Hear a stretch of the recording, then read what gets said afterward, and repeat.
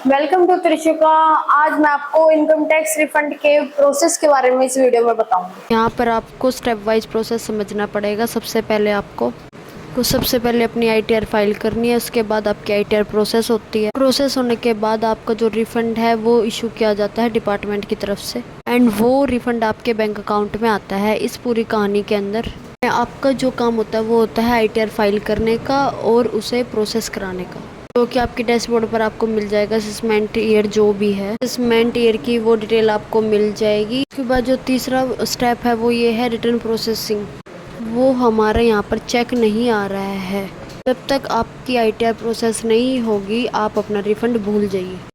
Return के लिए जो सबसे पहला स्टेप होता है वो ये होता है आपकी आईटीआर प्रोसेसिंग होने का। ई फाइल पे जाइए या फिर इनकम टैक्स रिटर्न पर जाइए। फाइल्स रिटर्न पर आपको जाना पड़ेगा। यहाँ पर आप देखेंगे तो असेसमेंट ईयर 24-25 की जो लास्ट स्टेज है वो है सक्सेसफुली ई वेरीफाई हुई है।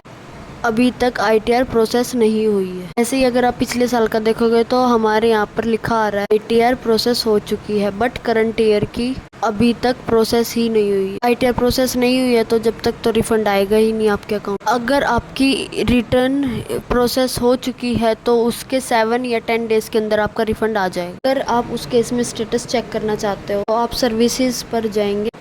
योर रिफंड स्टेटस पर आपको जाना है और आपको असेसमेंट ईयर 24-25 सेलेक्ट कर सबमिट करेंगे। बिकॉज हमारे केस में अभी रिटर्न प्रोसेस ही नहीं हुई, अकाउंट फाउंड यहाँ पर आ रहा है। कि केस में अगर रिफंड प्रोसेस हो जाती है और आपका रिफंड को इस तरीके से मैसेज देखने के लिए मिले, has been process by refund return, और वो आपके अकाउंट में जल्दी आ जाएगा। यहाँ पर आपको एक यूटीआर नंबर मिल जाएगा। अगर आपका 7 to 10 डेज के अंदर रिफंड आ जाता है तो ओके है। अगर यहाँ पर कोई एरर का मैसेज आ रहा है तो आपका जो है वो फेल हो चुका है, तो आपका बैंक प्री वैलिडेट नहीं है, फिर किसी और इशू की वजह से आपके अकाउंट में रिफंड आया नहीं है, आपको नेक्स्ट स्टेप की तरफ जाना है। तो सबसे पहले तो आपको अपना बैंक प्री वैलिडेट करना है। उसके बाद रिफंड इशू की रिक्वेस्ट डालना है। तो अपना बैंक प्री वैलिडेट कैसे करेंगे, तो आप इसके लिए अपने डैशबोर्ड पे आइए और आपको अपने बैंक अकाउंट की डिटेल्स मिल जाएगी। अगर यहाँ पर भी आपको अपने बैंक अकाउंट की डिटेल्स नहीं दिख रहे तो आप अपने नेम पर क्लिक कीजिए, प्रोफाइल में जाइए। प्रोफाइल में आपको माई बैंक अकाउंट दिख जाएगा। आप जाएंगे यहाँ पर आपके सारे बैंक आ जाएंगे। आप यहाँ पर ध्यान रखिए आपका जो बैंक है रिफंड के लिए जो आपने नॉमिनेट किया है एलिजिबल फॉर रिफंड होना चाहिए। आपको यहाँ पर दिख रहा होगा एलिजिबल फॉर रिफंड। चीज आपको सबसे पहले मेक श्योर करनी है। बाद में आपको जाना है सर्विस रिक्वेस्ट सर्विसेज के अंदर जाना है। रिफंड री इशू के अंदर आप यहाँ पर क्लिक करेंगे और देन यहाँ पर आपके पास ऑप्शन आ जाए।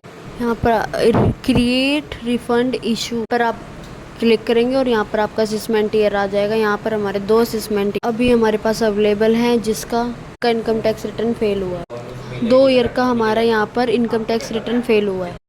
अगर आपको हमारी वीडियो अच्छी लगी हो तो प्लीज त्रिशुका को सब्सक्राइब करें और इस वीडियो को लाइक करें, शेयर करें, कमेंट करें। Thank you so much.